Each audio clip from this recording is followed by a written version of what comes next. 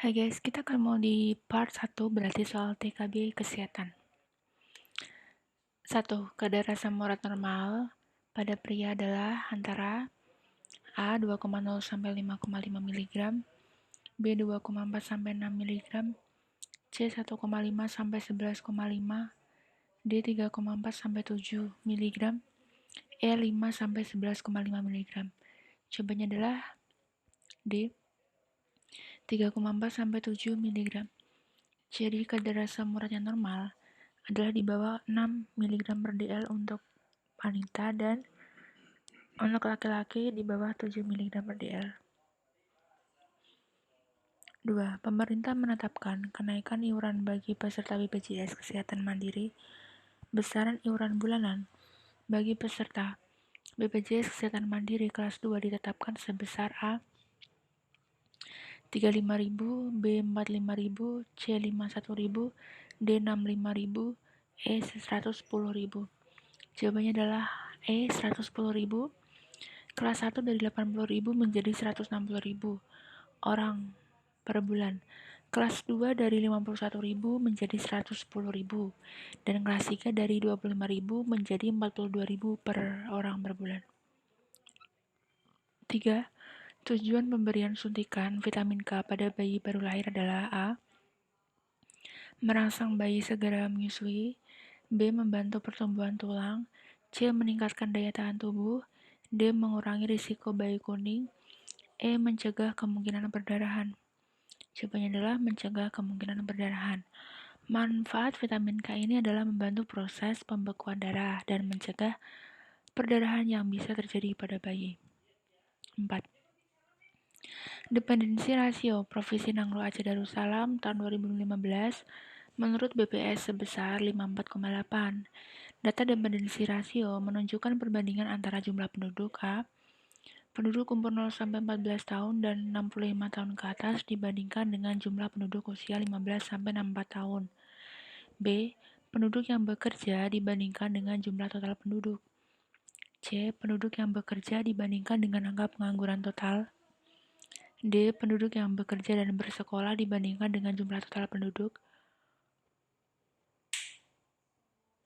E. Penduduk usia 0-17 tahun dan 60 tahun ke atas dibandingkan dengan jumlah penduduk usia 18-59 tahun. Jadi dependensi rasio juga dapat disebut dengan angka ketergantungan atau beban ketergantungan. Adalah angka yang menunjukkan besarnya penduduk golongan umur produktif yang dapat menghasilkan barang dan jasa ekonomi bagi golongan umur muda dan umur tua, golongan umur tidak produktif. 5. Setiap rumah sakit sesuai dengan amanat Permenkes nomor 56 tahun 2014 tentang klasifikasi dan perizinan rumah sakit wajib mempunyai izin mendirikan dan izin operasional. Untuk rumah sakit kelas B, izin tersebut diberikan oleh A. Pemerintah daerah kabupaten atau kota, B. Pemerintah daerah provinsi, C. Pemerintah pusat, D. Direktur Jenderal Kemenkes RI, E. Menteri Kesehatan. Jadi jawabannya untuk izin mendirikan dan izin operasional rumah sakit kelas B diberikan oleh pemerintah daerah provinsi setelah mendapatkan rekomendasi dari pejabat yang berwenang di bidang kesehatan daripada pemerintah daerah kabupaten atau kota. 6. Gizi buruk sering menimpa bayi atau balita dari keluarga prasejahtera. Tanda-tanda balita menderita gizi buruk tipe kwashiorkor yaitu A. Rambut berwarna merah menebal, B. Kondisi sangat kurus dengan tulang hingga terlihat, C. Penumpukan cairan pada peritoneum, D. Ukuran lingkar lengan atas kurang dari 14 cm, E. Rewel dan tidak dapat tidur di malam hari. Banyak sekali ya untuk ciri-ciri tubuh penderita kwashiorkor, antara lain seluruh tubuh tampak lebih gemuk karena terdapat edema atau bengkak. Apabila bengkak tersebut ditekan akan meninggalkan bekas seperti lubang. Wajah bulat dan sembab atau moon face. Timbul ruam berwarna merah muda meluas atau crazy pavement dermatosis. Nafsu makan menurun. Rambut menipis berwarna merah seperti rambut jagung dan mudah rontok. Perut buncit, punggung, kaki, dan tangan bengkak. Sering rewel dan banyak menangis. 7. Kemauan yang ikhlas untuk membantu pelanggan dan memberikan pelayanan dengan cepat dan tanggap merupakan suatu definisi dari dimensi mutu pelayanan kesehatan, yaitu A. Reliability, B. Responsiveness, C. Empathy, D. Assurance, E. Tangible. Jawabannya adalah responsiveness atau ketanggapan, yaitu suatu kemauan untuk membantu dan memberikan pelayanan yang cepat dan tepat kepada pelanggan. 8. Selain kanker payudara, kanker serviks juga sering menyerang populasi wanita di dunia. Penyakit kanker serviks terutama disebabkan oleh infeksi A. E. coli, B. Cytomegalovirus atau CMV, C. Staphylococcus aureus, D. Human papillomavirus atau HPV, E. hepatitis C.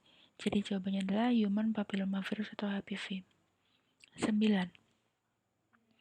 Penyakit leptospirosis dengan gejala tubuh menguning atau jaundice terutama ditularkan oleh hewan A. Tikus, B. Kepinding, C. Kucing, D. Kelelawar, E. Kutu busuk. Jawabannya adalah tikus. 10. Pengelolaan sampah padat perkotaan di Indonesia masih menerapkan metode open dumping, kontrol landfill, dan sanitary landfill. Yang dimaksud dengan metode kontrol landfill sampah adalah A. Dibuang di lapangan terbuka, B. Ditutup lapisan tanah setiap hari, D. Ada pemadatan sampah di tempat terbuka, D. Ditutup lapisan tanah seminggu sekali, E. Ditutup untuk pembakaran atau insinerasi. Jadi, jawabannya untuk kontrol landfill adalah sistem pembuangan yang lebih berkembang dibanding open dumping. Pada metode ini, sampah yang datang setiap hari diratakan dan dipadatkan dengan alat berat. Sampah dipadatkan menjadi sebuah sel. Oke, that's all untuk 10 soal yang kita bahas kali ini. Sampai ketemu lagi di pembahasan soal berikutnya. See ya!